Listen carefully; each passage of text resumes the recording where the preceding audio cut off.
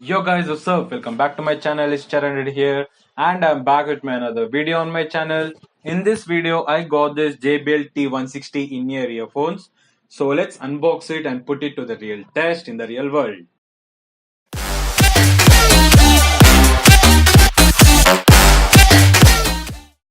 The packaging looks good and simple.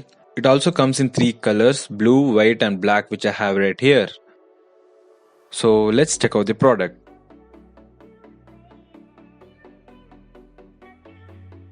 Okay, now inside the box we get the extra ear tips for precise fit, a user manual,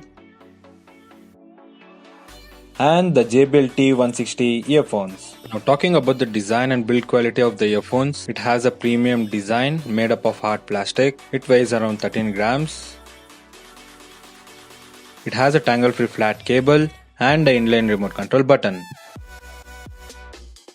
With the help of this remote, you can pause and play the music by single tap on the button, and you can move to the next song by double tap on it, and also you can answer the calls by single tap while you are listening to the music. Finally, coming to the comfort and audio, it fits very comfortably in your ears. It does not fall off easily from your ears, which is great.